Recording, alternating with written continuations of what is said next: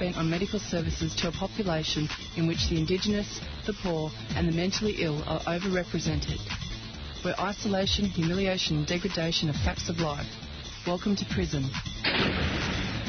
It depends who's telling the story, I suppose. The prisoners would have one view, the people who work in the prison system would have another, and I think it's up to people to decide where the truth is.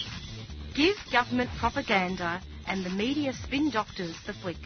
And check out Doin' Time for news, views and tunes on prison issues from Guantanamo Bay to Christmas Island to prisons and detention centres everywhere. Every Monday at 4 p.m.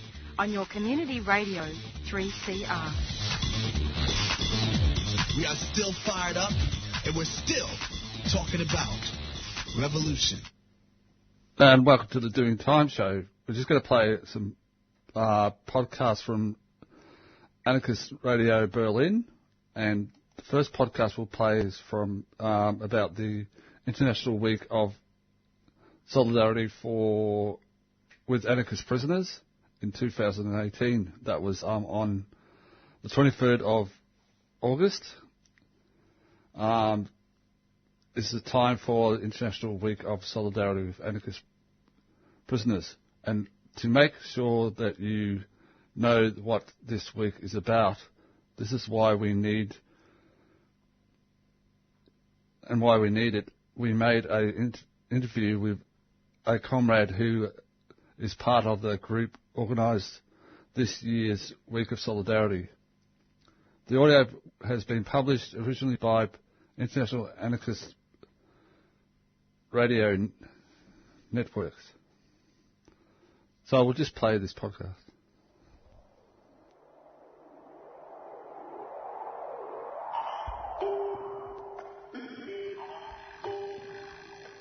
Sagen Sie jetzt mal bitte Anarchie. Anarchie. Anarchie. Ob geschichtlich oder brandaktuell, mit Berichten und Interviews, mit Beiträgen und Collagen beleuchtet das anarchistische Radio Berlin das Phänomen des Anarchismus. Viva Anarchie! Hi there, it's A Radio Berlin bringing you some bad news. But please relax, take a comfortable seat and enjoy. Each year, the end of August is the time for the International Week of Solidarity with Anarchist Prisoners. And to make sure that you know what this week is about and why it is needed, we took an interview with Alex, who is part of the group that has organized the Week of Solidarity this year. Could you please explain what is the Week of Solidarity in general? Like, what is it about? Sure. So the Week of Solidarity is a band or a one-week event that was formed up 6 years ago.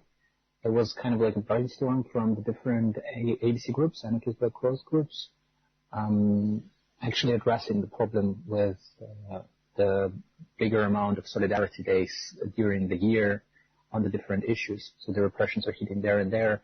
And there was always like this, call outs, hey, we need solidarity here, we need solidarity there. On one side. On the other side, some people were forgotten after 1-2 years who were ending up in prison, and only a few people were still aware of them. So we thought, hey, let's make a week where we would concentrate ourselves and people around us and kind of like try to provoke people to give some attention to those who are in prison, who are repressed, or to the topic of the repression.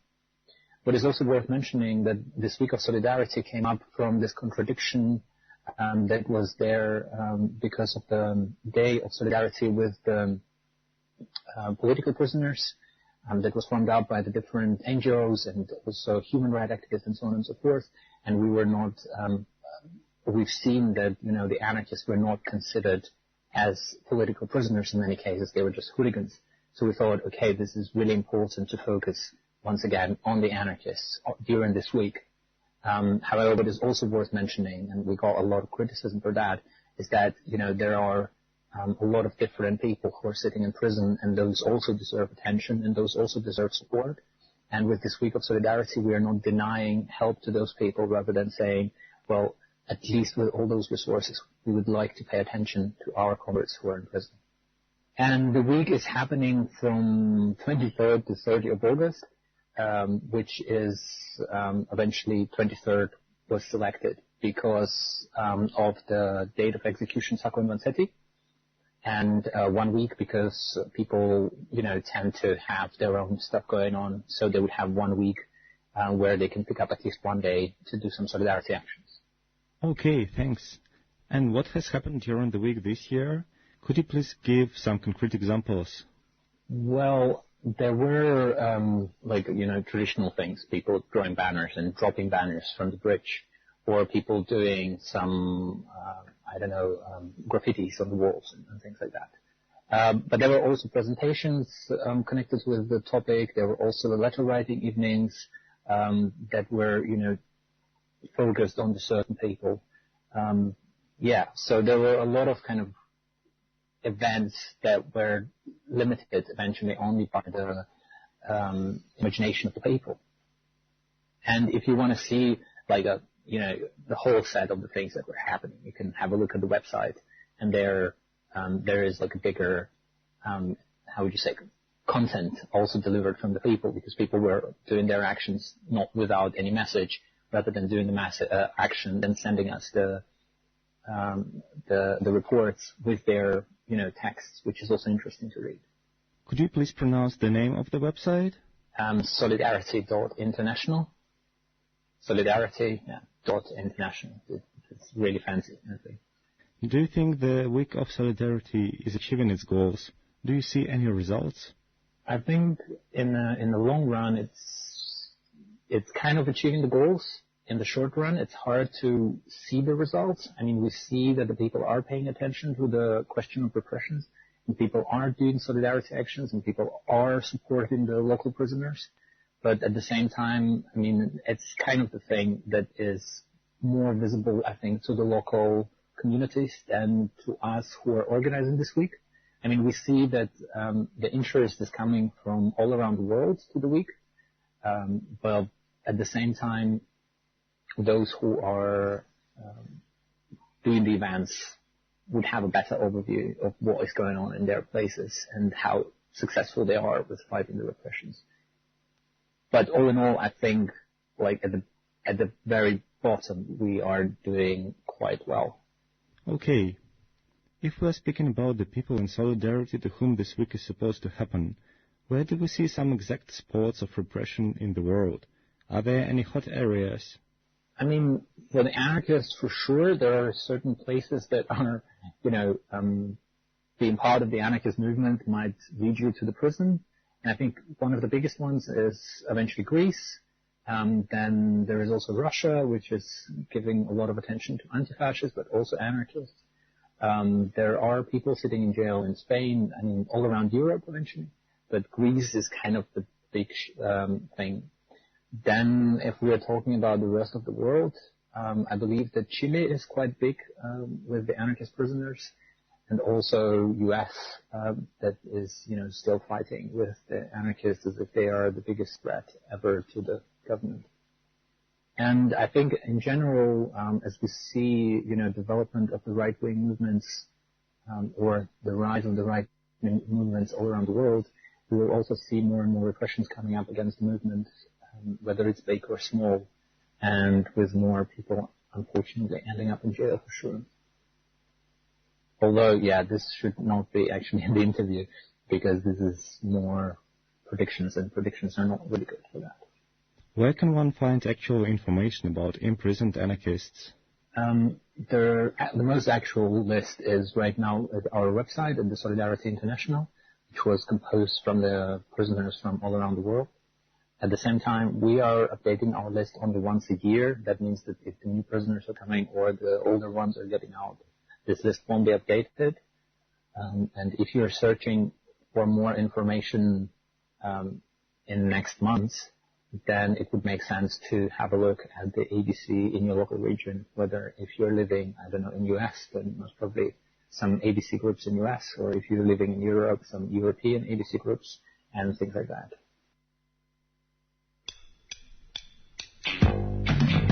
You got to remember now, it's a special day for us, brothers. That's a reminder who we are. Every year for NAIDOC Week, 3CR Community Radio gives voice to our Indigenous brothers and sisters through Beyond the Bars, Australia's only live prison broadcast. I am a black man. NAIDOC means a lot to me. It's about identity and also about past and present. NAIDOC means a lot to me, for my family and my people.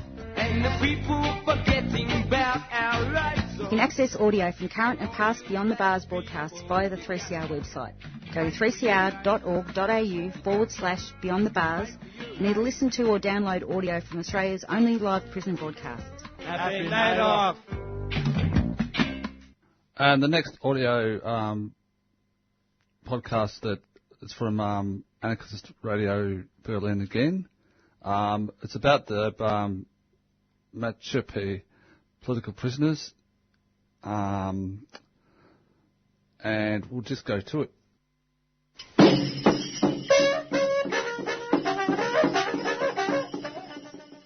Alfredo Tralcal Coche. Alfredo Tralcal Coche, Pablo Trangol Galindo, Benito Trangol Galindo, and Ariel Trangol Galindo are imprisoned precisely in the jail in Temuco, Chile, since July 9th of 2016, accused of setting a church on fire with only one piece of evidence against them, the statement of a witness without a face who claims to have seen a truck similar to that of Lonco Alfredo Tralcal Coche near the fire. Alfredo Tralcal Coche, cerca del incendio. The comuneros were detained during a routine identity control by police near their private home, which is 10 kilometers away from the area of the fire. After 1 year deprived of their liberty, without evidence against them, without a set sentence or a reasonable date of trial, on July 7th of 2017, the comuneros decided to begin an indefinite hunger strike with the following demands. 1. Fair trial within a reasonable date. 2. No to the use of the anti-terrorist law 18,314. 3. No to the use of witnesses without faces. 4. Liberty under Article 140. 5. Repeal of the cautionary measure of preventative prison.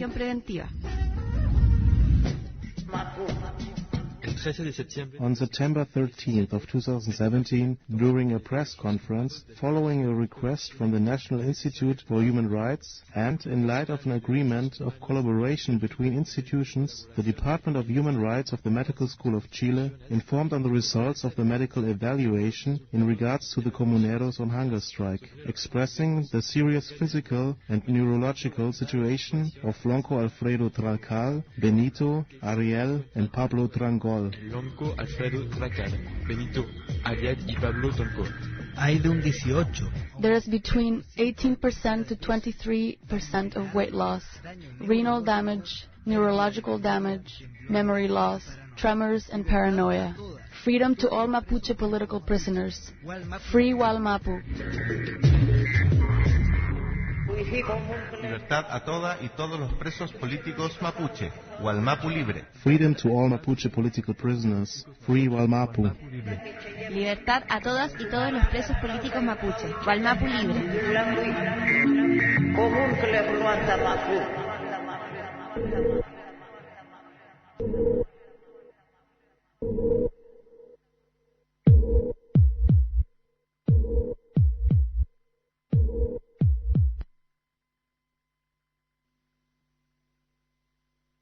This is Kevin Rashid Johnson. Strike supporters set up Occupy camp outside Florida prisons. Allies, comrades, and supporters of striking prisoners across the U.S. have set up an Occupy camp outside a prison work camp in Gainesville, Florida. The camp has been rolling strong since the strikes began on August 21st and has received unanimously positive support and responses from prisoners inside the prison and passers-by alike. The occupiers not only have been engaging directly with the prisoners who can see the camp, but have accepted music requests from them communicated with large signs, which they blasted inside using large speakers. Passers-by have shouted and honked their support for the camp. Many have stopped to engage the campers and even take to the mic to speak across the loudspeakers to the campers and prisoners in support. One ex-prisoner stopped and spoke to the prisoners, encouraging them to continue the strike for months. Even the police who've been charged with keeping an eye on the encampment have not intervened, but have shown interest in the issues the occupiers have been agitating around. Occupiers report having been asked by cops what they envision a world without prisons to look like. There actually exists a sort of alienation of cops towards guards, which occupiers have seen reflected in the cops' attitudes and general disinterest in countering the protesters. The occupiers have also engaged in direct disruption by preventing trucks from leaving the prison. The camp was inspired and has incorporated tactics employed by the Occupy ICE movement that set up barricades outside ICE detention centers in response to migrant roundups. The prison Occupy camp has received round-the-clock coverage on the itsgoingdown.org website and on the IWOC site, where visuals of the camp and its activities can be seen. The occupiers call on others to assemble similar camps at prisons around the U.S. to raise awareness on both sides of the razor wire and in support of the strikes and their demands. Dare to struggle, dare to win. All power to the people. These commentaries are recorded by Noel Hanrahan of Prison Radio. And this podcast is called Locking Down by Mamia Abdul-Jamal. Locking Down the Constitution. It happened on the last Wednesday of August 2018. Around 8:30 p.m., the PA system announced a lockdown of the prison, apparently in response to a recent spate of staff sicknesses thought to be related to drugs. Even though the suspected cases occurred in prisons in the western part of Pennsylvania, the entire state system, almost 30 prisons, went into immediate lockdown. Lockdown means no movement in the prison except for staff. That means all prisoners are locked in their cells for 24 hours a day. All visits were canceled. Mail delivery and outgoing mail was canceled. Several days into this process, guards distributed a 3-page memo to prisoners announcing new rules allegedly designed to defeat drug smuggling among them.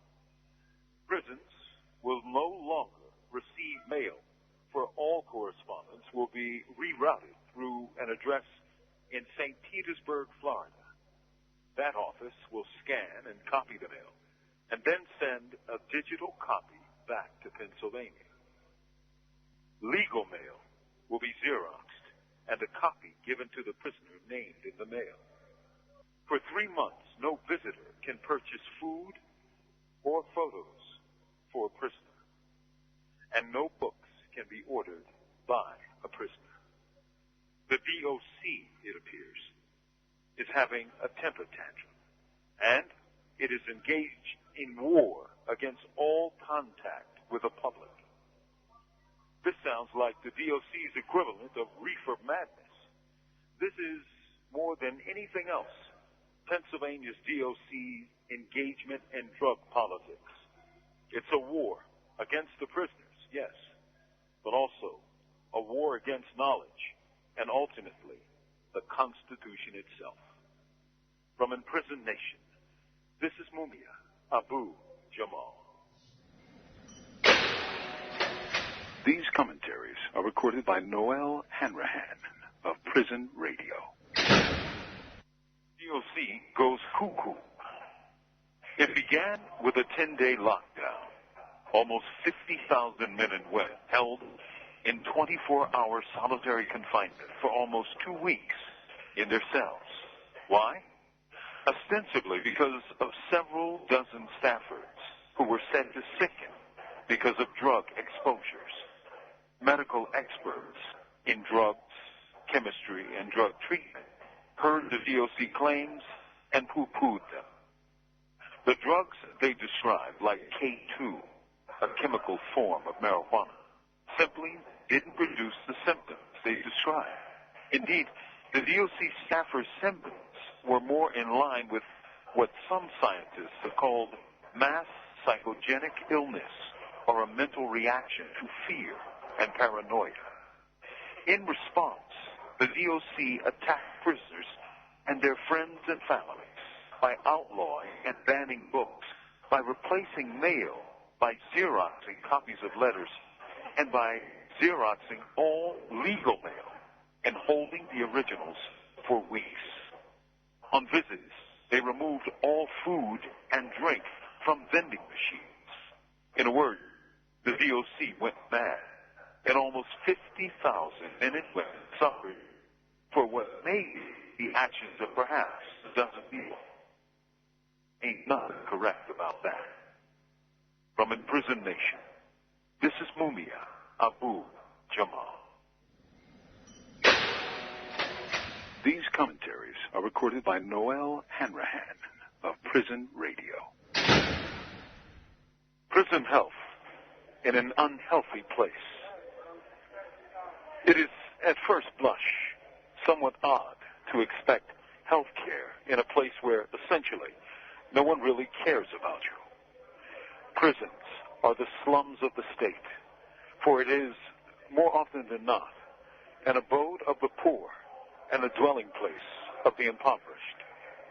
Prisons rarely house the wealthy, and to a lesser degree, the same might be said of the healthy. They are a social political construction erected to provide recession-proof jobs to rural, depressed, white communities. These communities, in turn, benefit from the plethora of jobs attracted by prisons, not just in the realm of so-called security, but health care as well. It should therefore surprise no one that the health care provided is of substantially lower quality than the poor health care provided to poor communities and in working class neighborhoods. One of the most significant challenges facing both prisoners and free communities is hepatitis C, which causes liver damage and related illnesses. While hep C is actually curable, the cost of antiviral drugs is prohibitive. The going market price for these drugs is about $1,000 a pill, or about $90,000 for a full daily regimen of its, say, 8 to 12 weeks. Who can afford that, free or imprisoned? But health, like any other social good, comes through struggle. There have been legal attacks, yes, protests, and public calls for making these drugs available.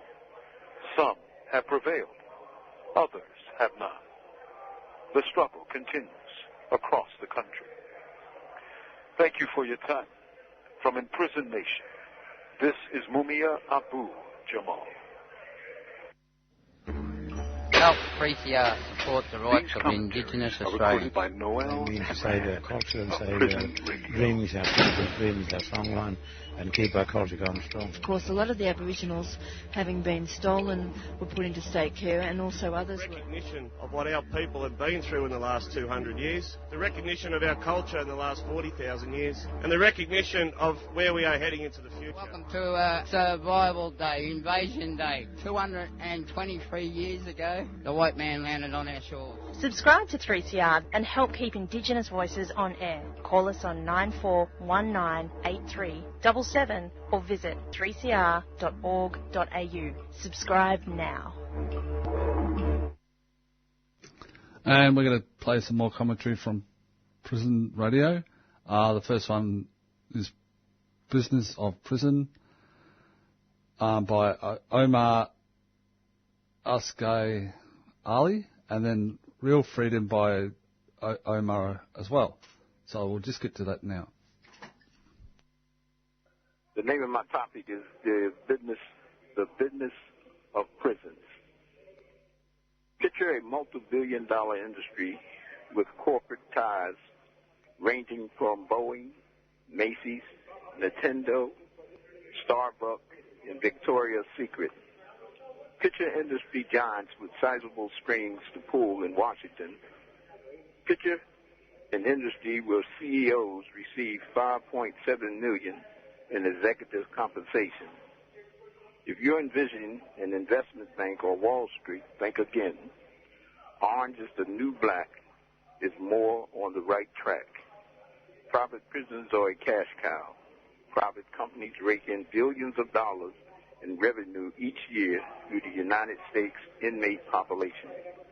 In fact, this trend is so widespread that it has its own term, the prison industrial complex.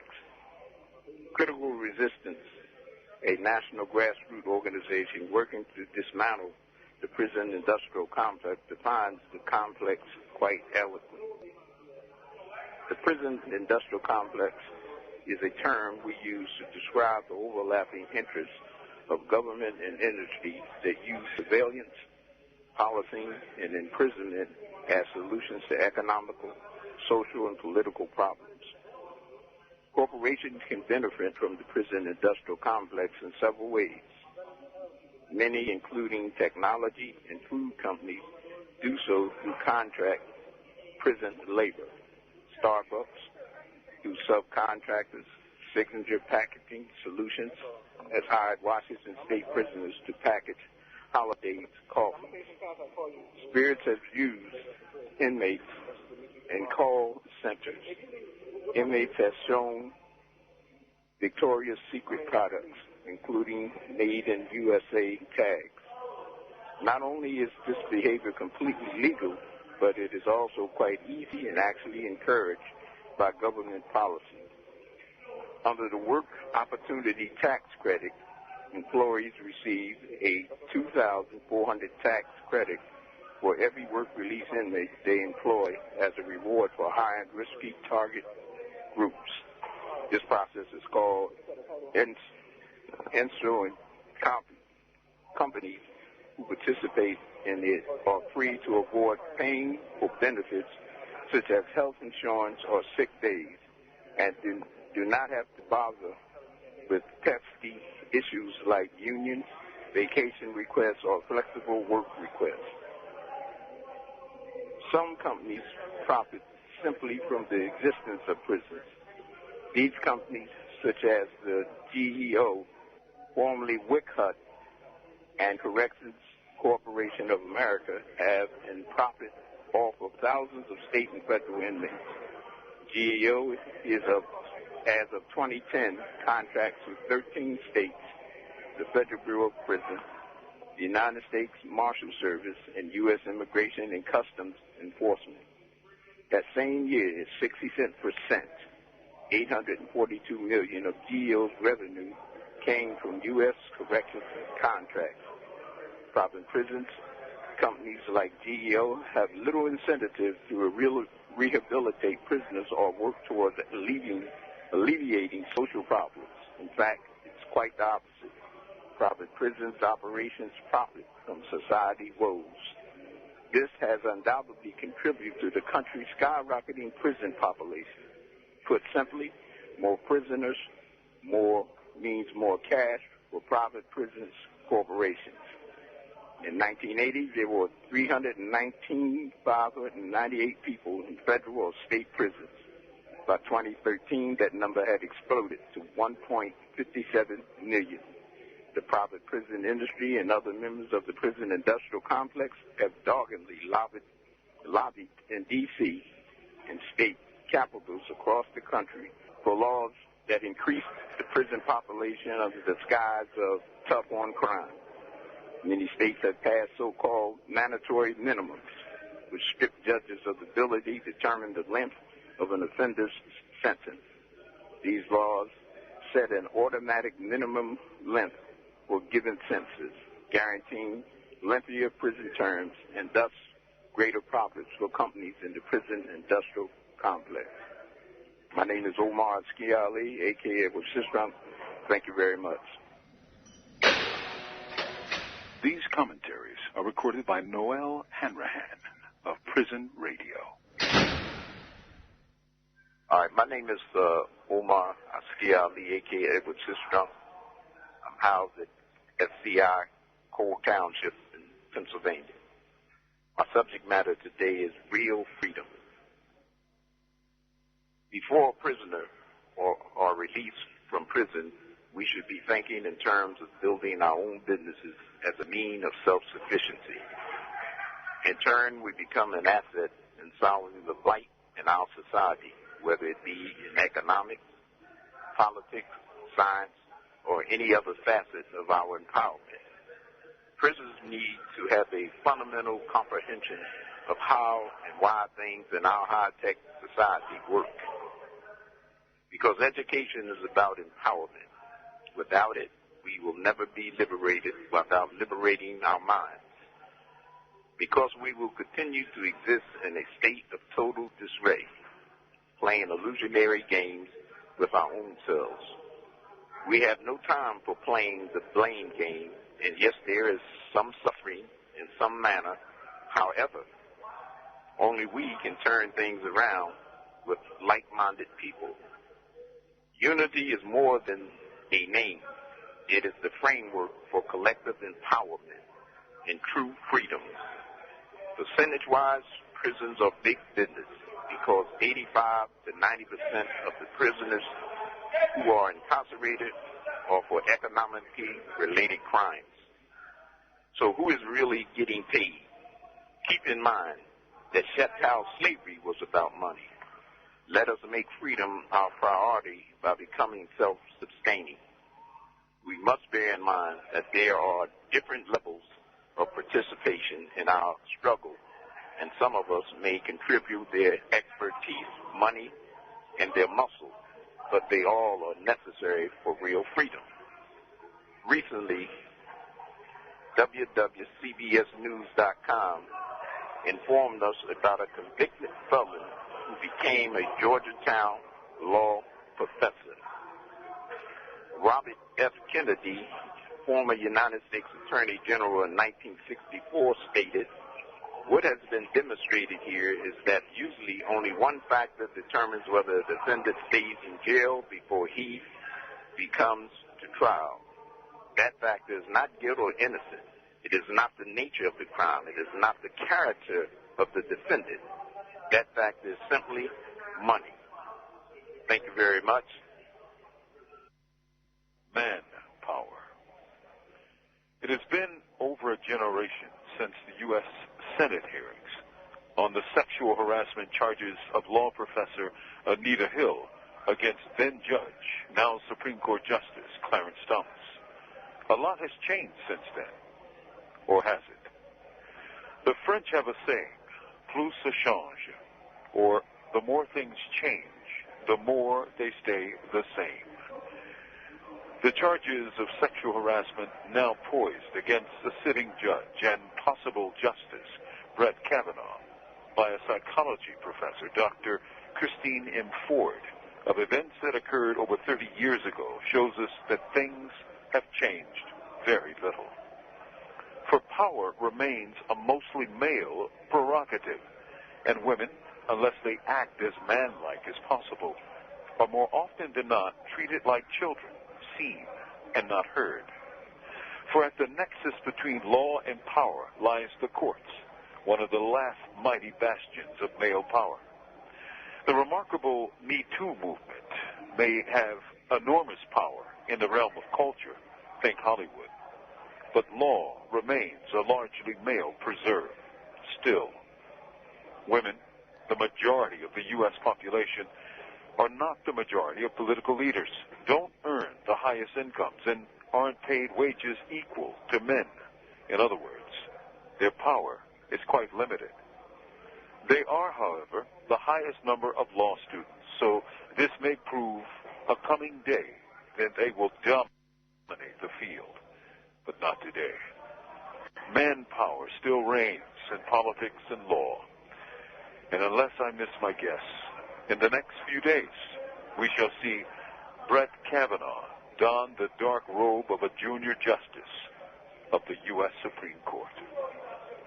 From Imprisoned Nation, this is Mumia Abu Jamal. These commentaries are recorded by Noel Hanrahan of Prison Radio. Oops, I was wrong.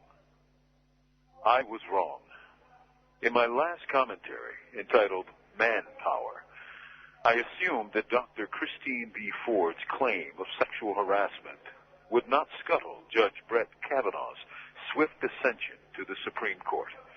As soon as I recorded, I returned to the cell, turned on the TV, and CNN's breaking news was really, well, breaking news.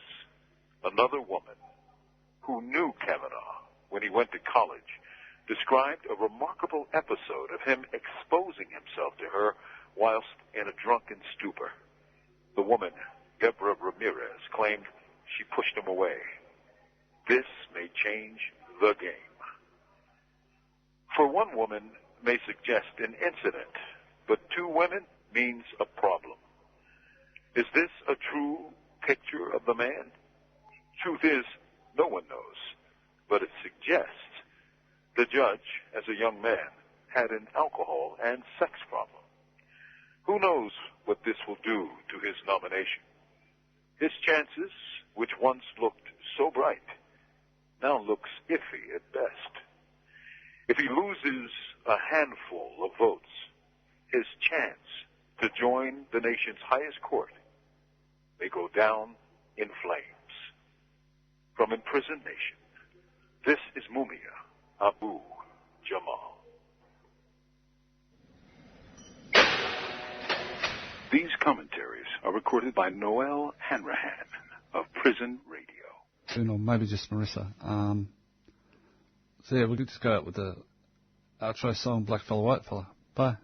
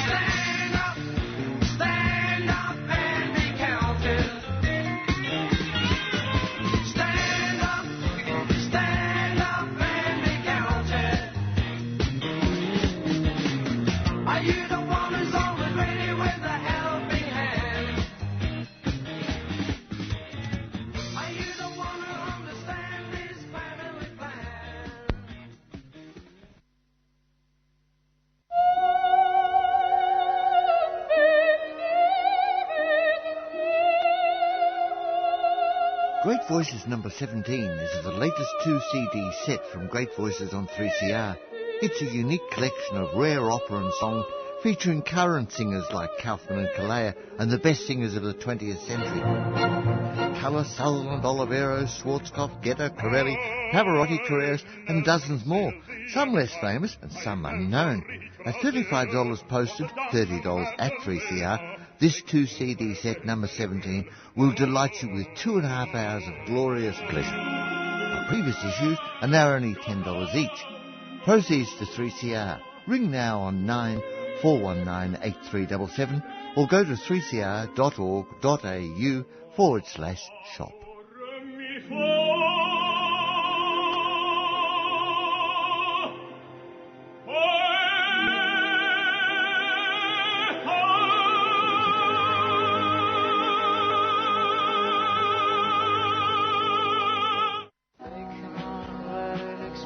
Indigenous people in Australia and the Pacific have borne the brunt of nuclear testing, and this was not done unconsciously. We found documents in the British archives saying that, yes, there is certain hazards, but only to primitive peoples, those that don't wear clothes and don't wash, unlike us British. So the sort of racism inherent in this whole operation was known and understood from the beginning, that these were the casualties of a larger imperial policy, and that they were able to bear the brunt because there were very small populations and didn't have much political voice. And as we fast forward to today, we see that same thing. 3CR, keeping you informed about Australia's nuclear past and present. At such a time, it's important to have a voice like 3CR, steady, constant, sane and committed to a nuclear-free Australia.